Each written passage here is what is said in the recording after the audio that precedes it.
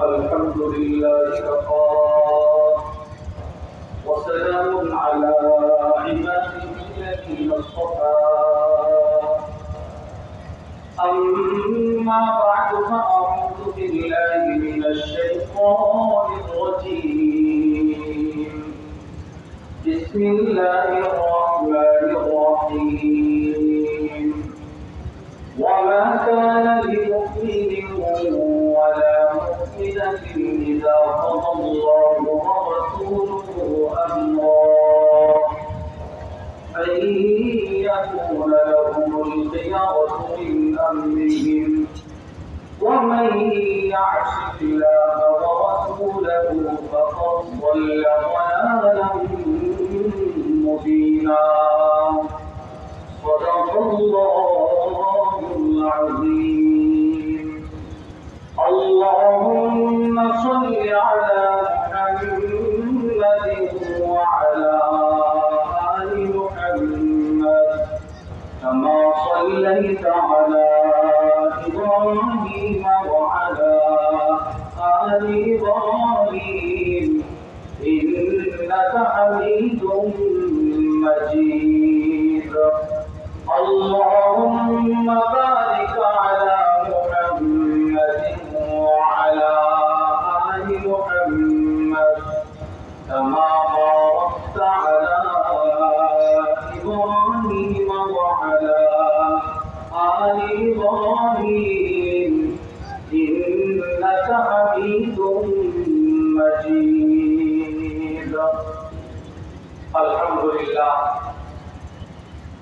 বাংলাদেশের ঐতিহ্যবাহী দ্বীনি সেবামূলক প্রতিষ্ঠান আল-আমিন সংস্থার আয়োজনে আয়োজিত আজকের ঐতিহাসিক 3 দিনব্যাপী তাফসীরুল কোরআন মাহফিলের প্রথম রজনী সম্মানিত সদস্য সভাপতি মণ্ডলী উপস্থিত হযরত উলামায়ে কেরাম দূর-দূরান্ত থেকে আগত কালিমায়ে তাইয়্যিবার সোনালী সুতায় গঠিত ধন্যবান মুসলমান ভাইরা পর্দার আড়ালের মা বোনেরা আল্লাহ রাব্বুল আলামিনের দরবারে অসংখ্য অগণিত শুকর যে আল্লাহ আমাদেরকে অত্যন্ত ভালোবেসে দ্বীনের এই মজমায় আসার বসার তৌফিক দান করেছেন এজন্য আমরা সকলেই দিল থেকে শুকরগুজার হয়ে পড়ি আলহামদুলিল্লাহ। আপনাদের সামনে বড়রা কথা বলেছেন, বড়রা কথা বলবেন, আমি বড়দের হাতে আপনাদের সামনে বসে কোরআনুল কারীমের সূরাতুল আহজাবের একখানা আয়াতে কারিমা আল্লাহ রাব্বুল আলামিনের দয়া আর অনুগ্রহে আমারও তিলাওয়াত করার সৌভাগ্য হয়েছে, আপনাদেরও শ্রবণ করার সৌভাগ্য হয়েছে। এই আয়াতে কারিমাকে সামনে রেখে কোরআন হাদিসের আলোকে গুরুত্বপূর্ণ একটি বিষয়ে কিছু কথা বলা আশা রাখি। ওমা তাওফীকি ইল্লা বিল্লাহ। আল্লাহ রাব্বুল আলামিন বলনে ওয়ালা শ্রবণ করনে ওয়ালা উভয়কে আমল ইখলাসের সাথে বলা শ্রবণ করার তৌফিক দান করেন, আমিন। প্রিয় দিনী ভাইরা আমার, আমরা মানুষের জীবনে চলার পথে দুটো জিনিস তার সঙ্গী, এক সুখ আর একটা হলো দুঃখ, হাসি কান্না, এটা মানুষের জীবনের চলার সাথী। একজন মুমিন হিসেবে আমাদের সকলের বিশ্বাস রাখতে হবে সুখের ফায়সালাকারী আল্লাহ, দুঃখেরও ফায়সালাকারী আল্লাহ। সদা সর্বদা আল্লাহর ফায়সালায় আমাদেরকে সন্তুষ্ট থাকতে হবে। মুমিনের একটা বৈশিষ্ট্য হলো সে সর্বহালতে আল্লাহর ফায়সালায় সন্তুষ্ট থাকবে। আল্লাহর ফায়সালায় সন্তুষ্ট থাকা কাকে বলে? আরবের বিখ্যাত ওলামায়ে কেরাম এক জায়গায় বসে রাসূলুল্লাহ সাল্লাল্লাহু আলাইহি ওয়াসাল্লামের জীবনী সংক্রান্ত এক আশ্চর্য কিতাব লিখেছেন, মাওসুআতু রাওদাতিন নাঈম ফি মাকারিমি আখলাকির রাসূলিল কারীম। ওই কিতাবের মধ্যে নিয়ে এসেছেন ইস্তিকবালুল আহকামি বিল ফারহি, আনন্দের সাথে জীবনের প্রতিটা আল্লাহর বিধান, আল্লাহর ফায়সালাকে গ্রহণ করা আনন্দের সাথে, এটাকে বলা হয় আল্লাহর ফায়সালায় সন্তুষ্ট থাকা। এই যে একটা বিষয় আল্লাহর ফায়সালায় সন্তুষ্ট থাকা, এর গুরুত্ব কোরআনেও আছে, এর গুরুত্ব হাদিসেও আছে। কোরআনুল কারীমে আল্লাহ রাব্বুল আলামিনের গুরুত্ব বুঝাতে গিয়ে বলেন, বিসমিল্লাহির রহমানির রহিম, ওয়ামা কানা লিমুমিনিন ওয়ালা মুমিনাতিন ইযা কাদাল্লাহু ওয়া রাসূলুহু আমরা।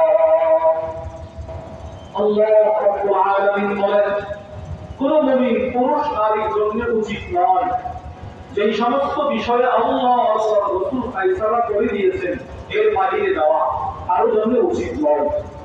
এই আয়াতের এই অংশ থেকে আমরা বুঝতে পারলাম মুমিন পুরুষ নারী এদের একটা বৈশিষ্ট্য হলো যে তারা সদা সর্বদা আল্লাহর ফয়সালায় সন্তুষ্ট থাকবে।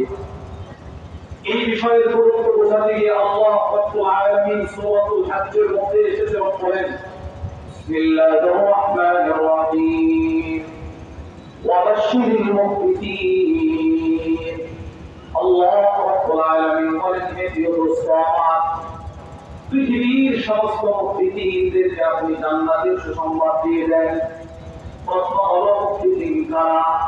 তাফসীরে কিতাবের মধ্যে এসেছে আল-মুতমাইন্নিনা রাদিনা বিকাদাইল্লাহ, যারা জীবনের চলার পথে প্রতিটা সেক্টরে আল্লাহর ফয়সালায় সন্তুষ্টি প্রকাশ করে, এরা হলো মুত্তাকিন। হে রাসূল, এদেরকে আপনি জান্নাতের সুসংবাদ দিয়ে দেন। দুটো আয়াত থেকে আমরা বুঝতে পারলাম আল্লাহর ফয়সালায় সন্তুষ্ট থাকার গুরুত্ব কোরআনে আছে। এবার আসেন, নবী সাল্লাল্লাহু আলাইহি ওয়াসাল্লাম হাদিসে পাকে এই বিষয়টার গুরুত্ব বুঝিয়েছেন।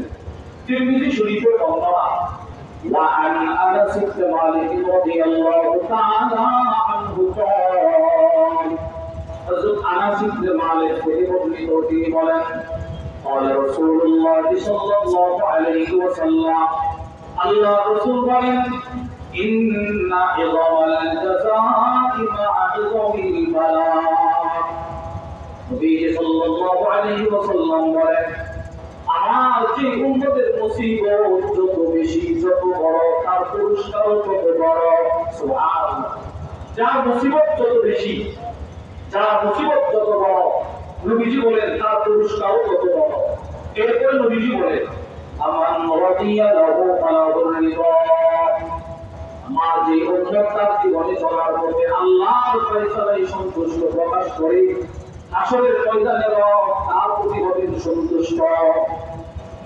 হযরত হাসান বসরি রাহিমাহুল্লাহ একটা বক্তব্য দিয়েছেন, যে বক্তব্য বর্ণনা করেছেন আল্লামা ইমাম ইবনে কাইয়িম আল-জাওজিয়্যা রাহিমাহুল্লাহ তার কিতাবুল কিতাব মাদারিজুস সালিকিন বাইনা মানাসিল ইয়াকা না'বুদু ওয়া ইয়াকা নাস্তাঈন। ওই হাসান বসরি রাহিমাহুল্লাহর বক্তব্যটা কেমন যেন নবীজির এই হাদিসের ব্যাখ্যা। হাসান বসরি রাহিমাহুল্লাহ বলেন, যে ব্যক্তি দুনিয়াতে আল্লাহর ফয়সালায় সন্তুষ্ট, আখিরাতে আল্লাহ পাক তার প্রতি হবেন সন্তুষ্ট। এর অর্থ কি?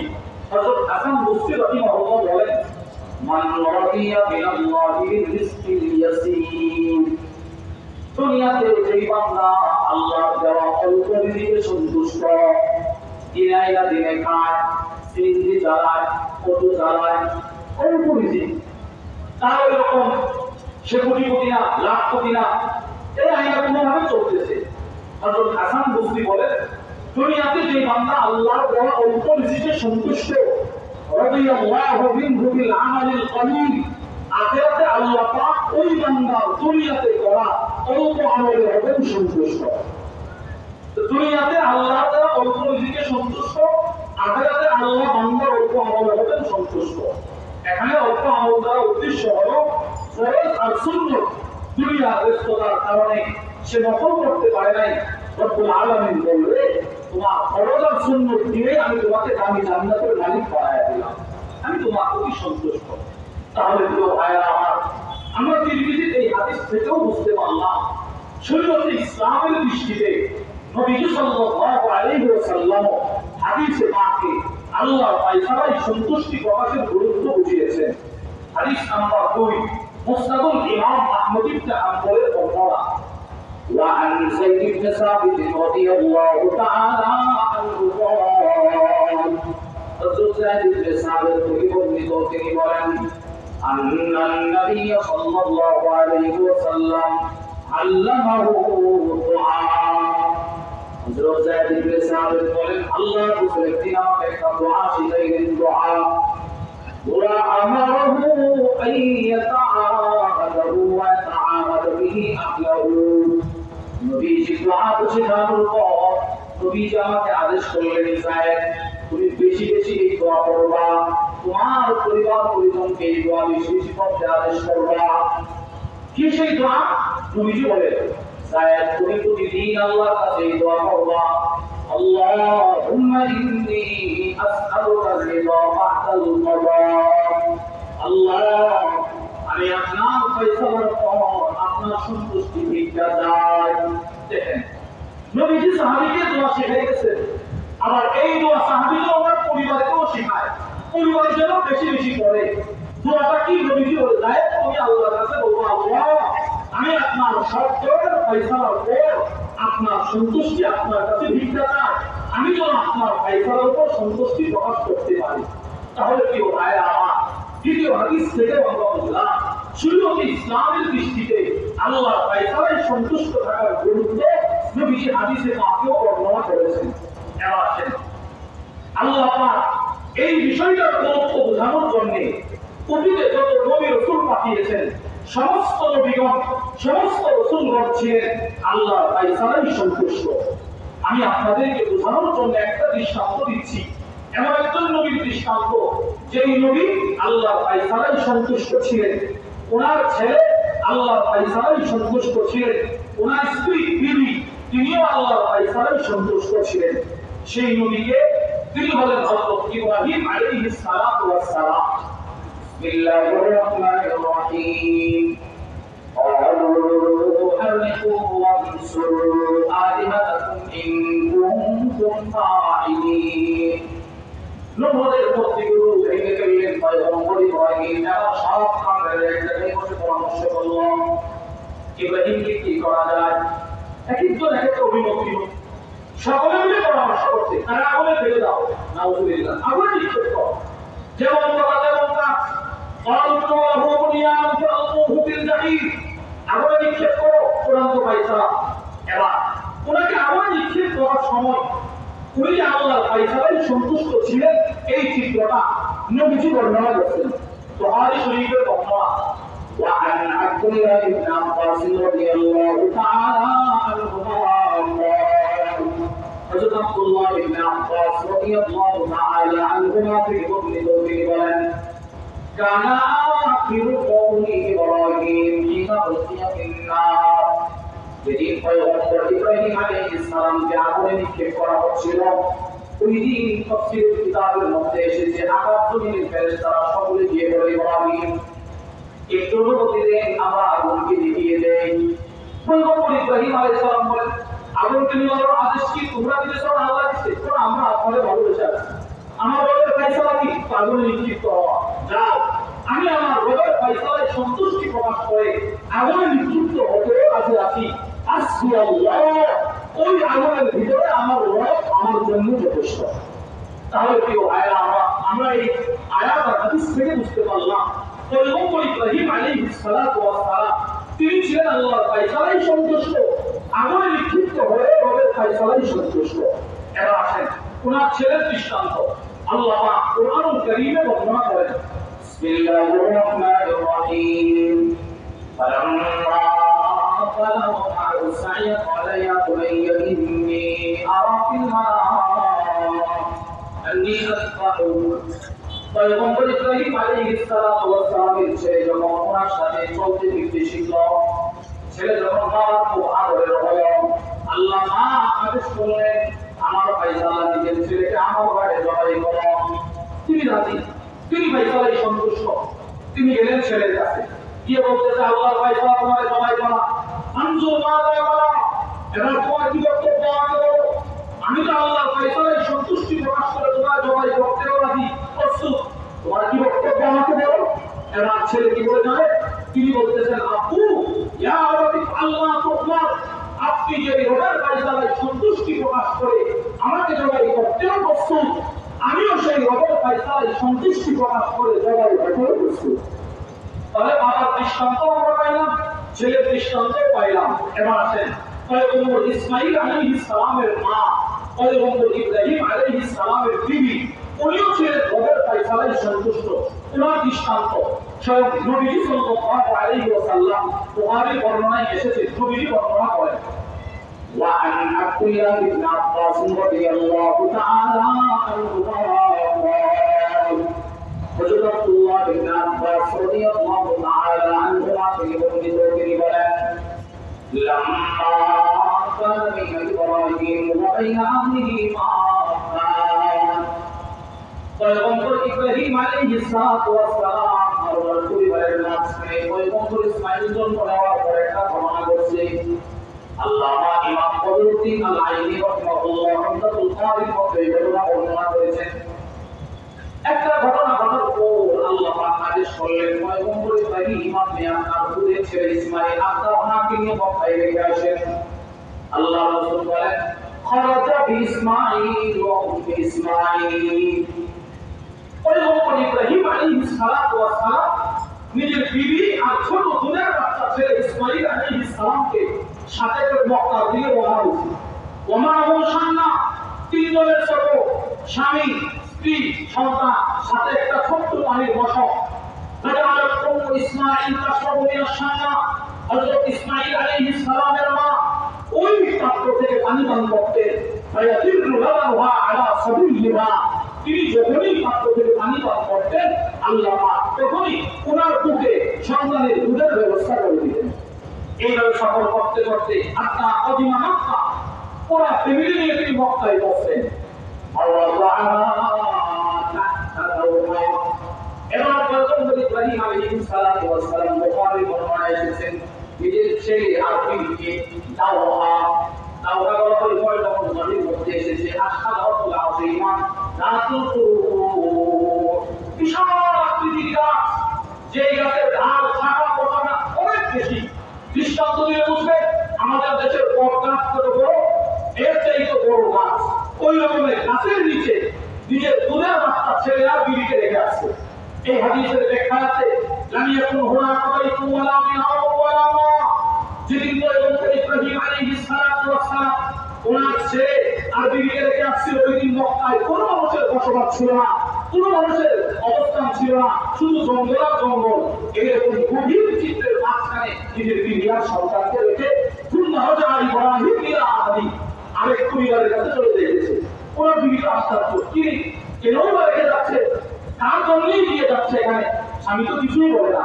আল্লাহ রাসূল বলেন তার উম্মু ইসমাঈল, তার পয়গম্বর ইসমাঈল আলাইহিস সালামের মা স্বামীকে বলে দোয়ায় হাত্তা লাম্মা ফারাগু কাদা, মক্কার চূড়ায় একটা উঁচু ভূমি রয়েছে, পাহাড়ের চূড়ায়, স্বামী অনেক সামনে স্ত্রী অনেক পিছনে। আল্লাহ নবী বলেন নাদাত ভূমি ওয়াই, স্ত্রী পিছন থেকে স্বামীকে ডাক দিল ইয়া ইব্রাহিম ইলা মান তাদুনা, হে প্রিয় স্বামী আমার, কার কাছে কার আদেশে কার ফয়সালায় এই জঙ্গলে আমাদেরকে রেখে যাচ্ছে।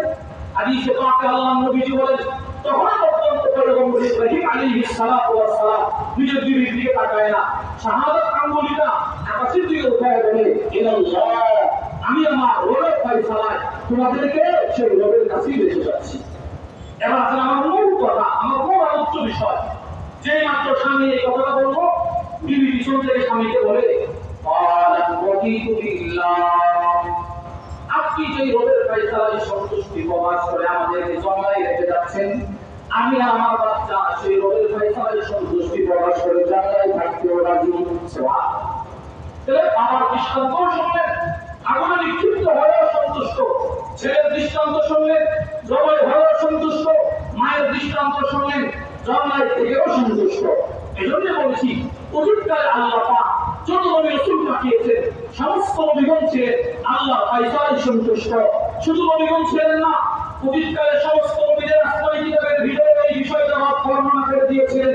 আল্লামা আবু বকর ইবনে আবি দুনিয়া তার বিখ্যাত কিতাব আল-ইবাদিল করা ওই কিতাবের মধ্যে নিয়ে এসেছেন হযরত ওয়াহব মুরাক্কিব বলেন রাইতু ওয়াজাদতু ফি জাবুরি দাউদ আমি পয়গম্বর দাউদ আলাইহিস সালামের জাবুর কিতাবে পেয়েছি আল্লাহ পাক পয়গম্বর দাউদকে প্রশ্ন করলেন হে দাউদ তুমি কি জানো মারওয়ান আলাস সিরাত আমার কোন বান্দা কোন সিরাতের উপর দিয়ে দ্রুত গতিতে পার হবে তুমি জানো পয়গম্বর দাউদ আলাইহিস সালাম বলে আল্লাহ আমি জানি না আপনি বললে ভালো হয় রব্বুল আলামিন বলে শোনো আমার যে বান্দা বান্দি দুনিয়াতে আমার ফয়সালায় যত বেশি সন্তুষ্ট থাকবে আখিরাতে পৌঁছাতে সে তত বেশি দ্রুত পার হবে কিন্তু শুধু নবীর জীবনে ছিল না আসমানি কিতাবেও ছিল অতীতকালের নবীরা যদি আল্লাহর ফয়সালায় এই পরিমাণ সন্তুষ্টি প্রকাশ করতে পারে ওনাদের তুলনায় আমার নবী কেমন ছিলেন মুসলিম প্রতিনিধি শরীফের কথা وعن جابر بن عبد الله رضي الله تعالى عنهما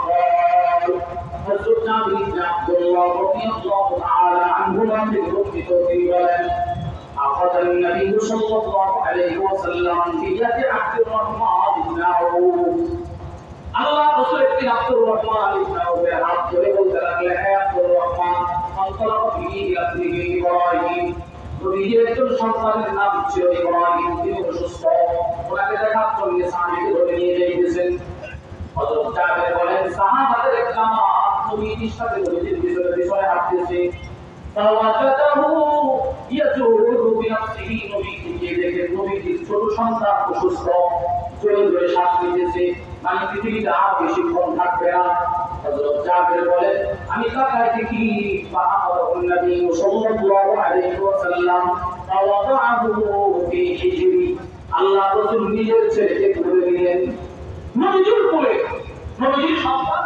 নবীর কোলে মারা গেছে নবীর কোলে মারা গেছে হযরত জাবের বলেন আমি তাকায় দেখি ফাদারাত আইনা রাসূলুল্লাহ আল্লাহ নবীর দু চোখ দিয়ে রসুলের ফুটা গড়িয়ে গড়িয়ে পড়তেছে নবীজি কাঁদতেছে নবীজির চোখের পানি জমিয়ে পড়তেছে হযরত জাবের বলেন নিজের ছেলের লাশ আমার কুলে এত ভারী লাশ এই লাশ কুলে নিয়ে নবীজি বললেন হে ইব্রাহিম তুমি আমার সন্তান তোমাকে আমি অনেক ভালোবাসি বেশি যে ভালোবাসি কিন্তু তোমার এবারে লেখা ইন্তেকালটাই আমার রবের ফয়সালা এই কঠিন সময়েও আমি এমন কথা বলতে পারবো না যে এই কথা বললে আমার রব আমার প্রতি অসন্তুষ্ট হবে চিন্তা করে আপনি পৃথিবীর মধ্যে সবচেয়ে ভারী লাশ সন্তানের লাশ আমার করে এটা কোনো মা বাবা সহ্য করতে পারে না স্বাভাবিকভাবে কখনো কখনো কোনো মা বাবা এই মুশরিক পর্যন্ত হয় না এজন্য নবী সাল্লাল্লাহু আলাইহি ওয়াসাল্লামের জমানায় কোন সাহাবীর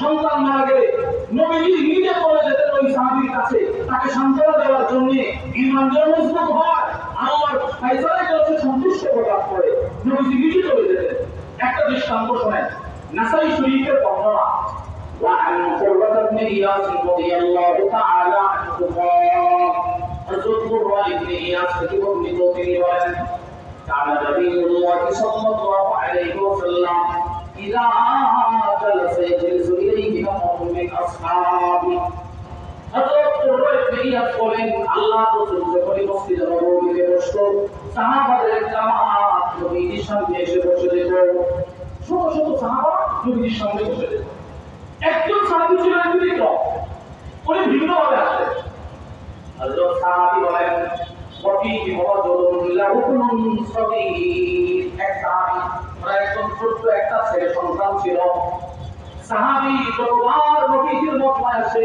ততবার নিজের ছেলেটাকে কুলে করে করে পিঠে করে করে নবীর সামনে আইসা পায় জিবু বাইনা যায় নবীর সামনে বসায় দেয় এর মানে সাহাবীর দিলে তামান্না হলো আমার ছেলে আমাকে চেনা লাগে তো আমার নবীকে চিনে তুমি নবীকে চিনো সরাসরি নবীর সামনে বসায় নবীর বাপ মা সকলেই এমন ছিল আমাদের কওমি মাদ্রাসায় ছোট্ট একটা কিতাব আমি বিধান জানাতে পারবো হয় ষষ্ঠ শ্রেণীতে তারিখুল ইসলাম ওই কিতাবের মধ্যে সুন্দর একটা উর্দু আছে কিতাবের মধ্যে আছে নবী সাল্লাল্লাহু আলাইহি ওয়াসাল্লামের যুগের মায়েরা মহিলারা নিজের সন্তানকে দুধ পান করাইতে নিয়তে আমারই ছেলে আমারই মেয়ে বড় হয়ে যেন আল্লাহ আল্লাহ রাসূলের জন্য শহীদ হতে পারে এই নিয়তে দুধ পান করে উনি আমার ছেলেকে নবীজির সামনে বসায় তুই নবীজিকে শিখো নবীজির চরিত্র শিখো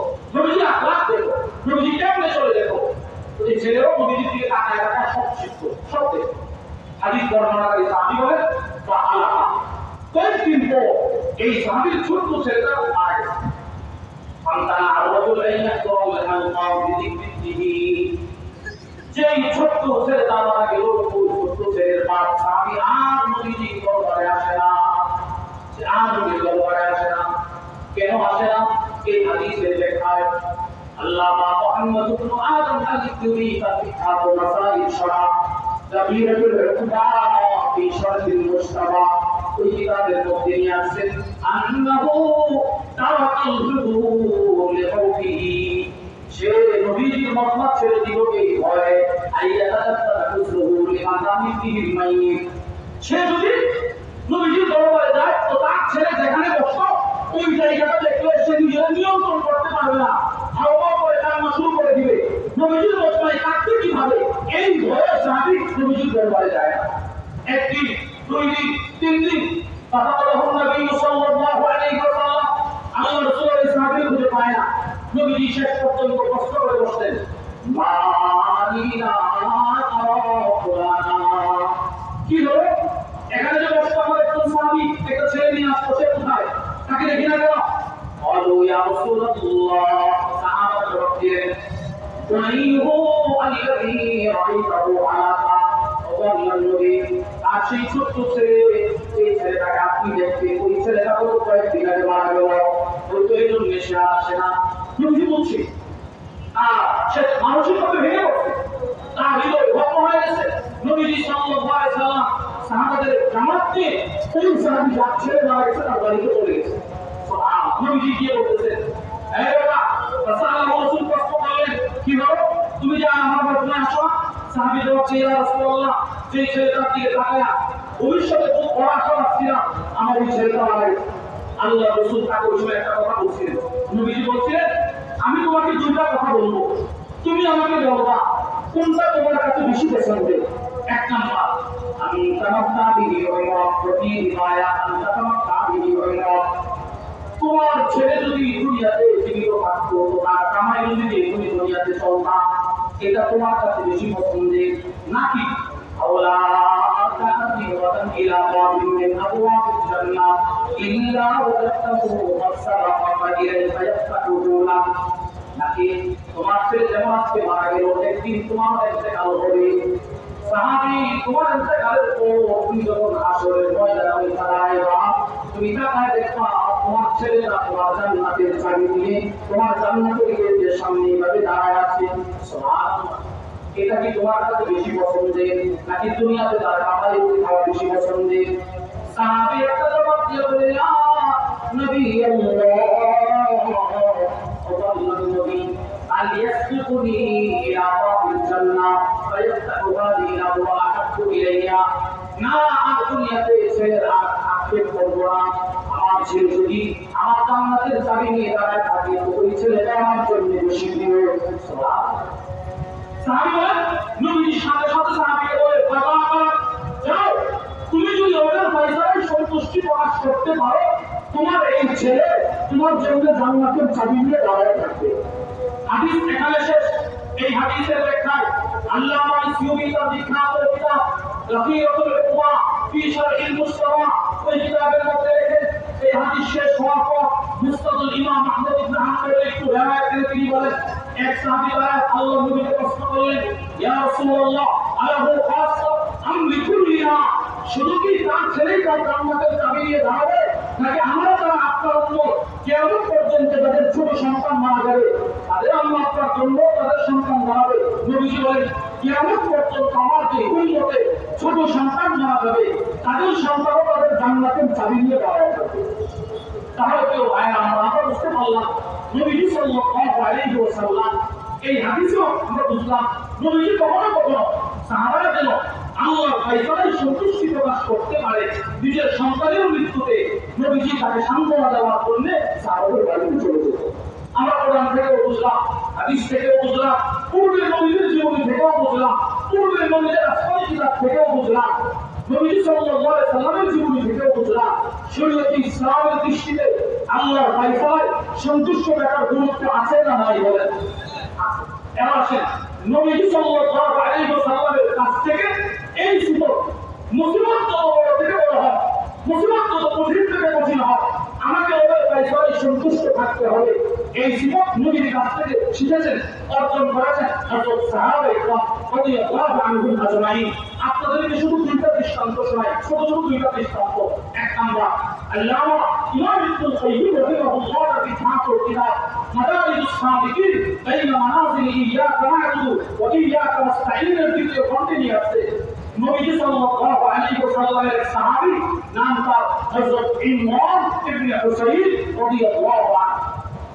দীর্ঘদিন তিনি অসুস্থ ছিলেন, যদি একটা রোগে আক্রান্ত ছিলেন, ইস্তিসকা একটু।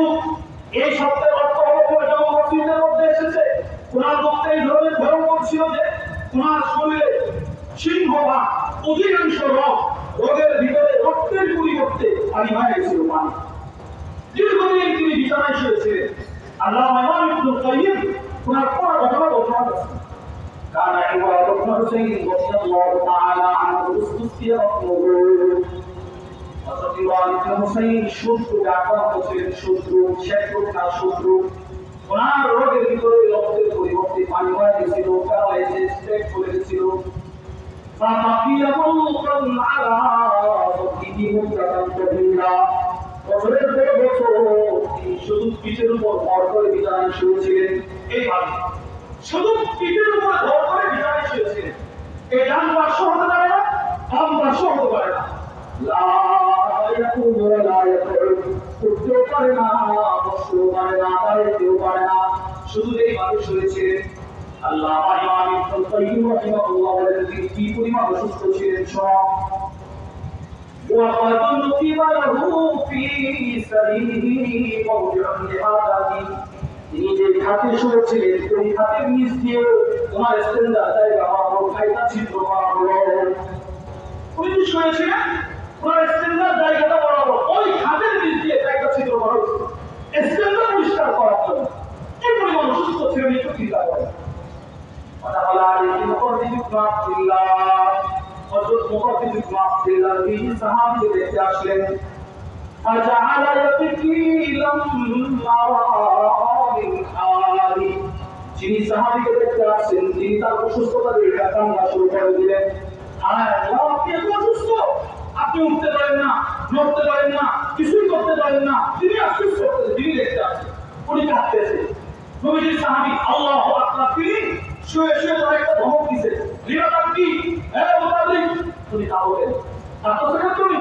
তো তিনি বলতেছেন, তিনি কাঁদতেছেন, তিনি বলেন জান্নি আরাফা আলা হাদিল হাদিল হাদিয়া, আমি আপনাকে এই অবস্থায় দেখবো কখনো কল্পনাও করি নাই।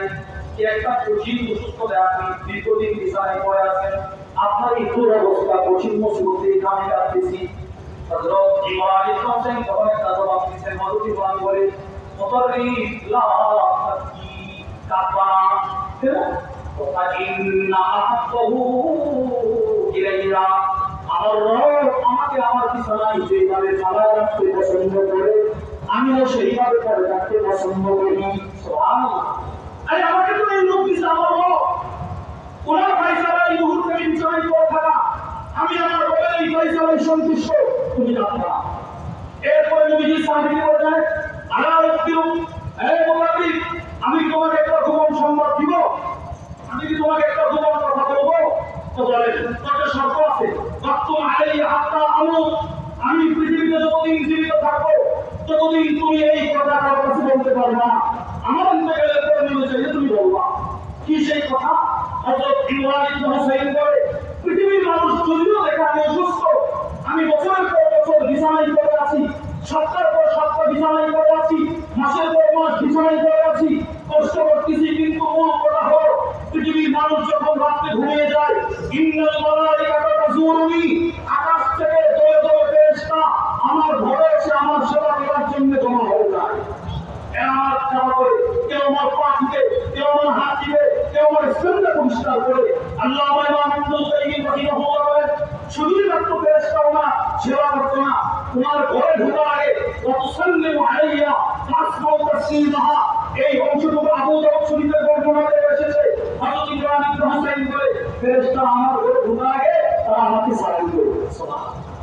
শুধু সালাম দেয় না, আল্লামা আবু ফরজ আব্দুর রহমান ইবনে জাওজি রাহিমাহুল্লাহ তার বিখ্যাত কিতাব সিমাতুস সফর মধ্যে রেখে রাত ভোর ফেরেশতা ওমর খেদমত করে যখন চলে যাবে তখন ওয়াকালাতিল মালাইকা তুসাফিরু ইমরান ইবনে হুসাইন একজন করে ওনার সাথে মুসাফা করে।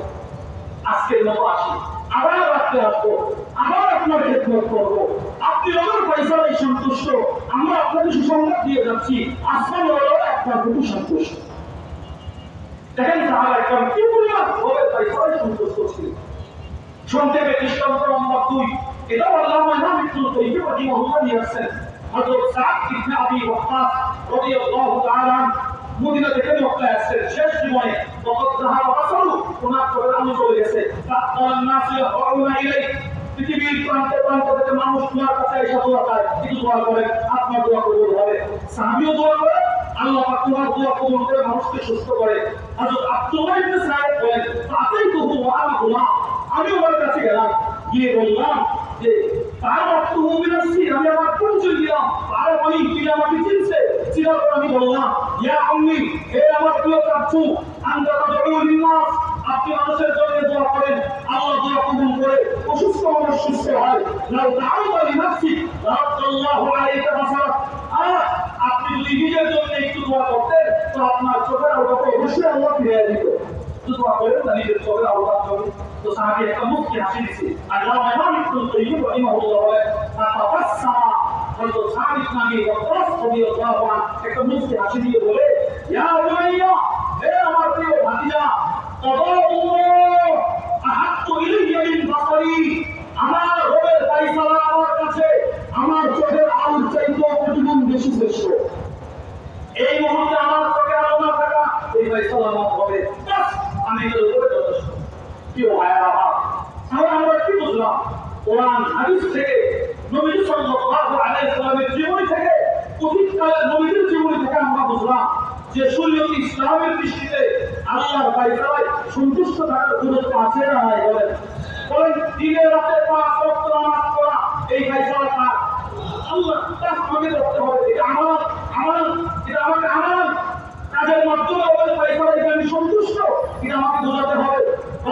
হালালকে হালাল করেছেন, হারামকে হারাম করেছেন, যত অনৈতিক কাজ, যত হারাম পন্থা, সেগুলো কোরআনেও বর্ণনা করেছেন, ফয়সালা করে দিয়েছেন।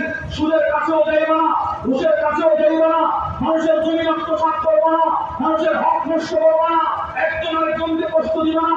ওদের ফয়সালা বলতে আপনি যা বুঝেন সব কিছু ফয়সালা করে দিয়েছেন। হারাম বস্তু সব, হালাল বস্তু সব, আল হালাল ওয়াল হারাম বাইয়িনুন, কোনটা হালাল কোনটা হারাম সব ফয়সালা করে দিয়েছেন।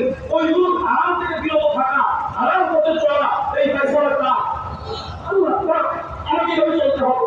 নবী সাল্লাল্লাহু আলাইহি ওয়াসাল্লাম নিজের 63 বছরের জিন্দেগিতে সবগুলোকে আমার সুন্দর করে ব্যাখ্যা বিশ্লেষণ করে দিয়েছেন। এজন্য মুমিনকে যে আল্লাহ ফয়সালায় সন্তুষ্ট, হালাল হারাম বেঁচে চলে, তাদের মাধ্যমে আল্লাহর ফয়সালায় সন্তুষ্ট, বক্তব্যের মাধ্যমে আল্লাহর ফয়সালায় সন্তুষ্ট। যদি এভাবে চলতে পারি তাহলে আমি মুমিন। তাহলে আমরা বুঝলাম আমাদের জিন্দেগিতে চলার পথে দুইটা জিনিস আমাদের সঙ্গী, এক সুখ, দ্বিতীয় দুঃখ, হাসি কান্না। আল্লামা ইমাম ইবনুল কাইয়্যিম রাহিমাহুল্লাহ এই বিষয়টা বুঝাইতে গিয়ে তার বিখ্যাত কিতাব আল-ওয়াবিলুস সাইয়্যিব ওয়া রাফিউল কালিমিত তাইয়্যিব, এই কিতাবটা আমাদের এই মাহফিলের স্টলে আছে। আলহামদুলিল্লাহ, আপনারা সংগ্রহ করার চেষ্টা করবেন। অনেক চমৎকার একটা কিতাব। এই কিতাবের মধ্যে এসেছে আল্লামা ইমাম ইবনুল কাইয়্যিম বলেন, বান্দাকে জানো যে আল্লাহর দেওয়া মুসিবতে সবর করবে আর আল্লাহর দেওয়া নিয়ামতে আল্লাহর শুকর আদায় করবে, সে হলো বান্দা।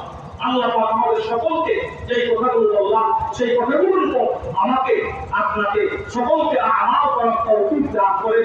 জীবনের প্রতিটা মুহূর্তে আল্লাহর ফয়সালায় সন্তুষ্টি প্রকাশ করার মতো মেহনত করার তৌফিক দান করেন। সুবহানাল্লাহি ওয়া বিহামদিহি, আশহাদু আল্লা ইলাহা ইল্লা আনতা।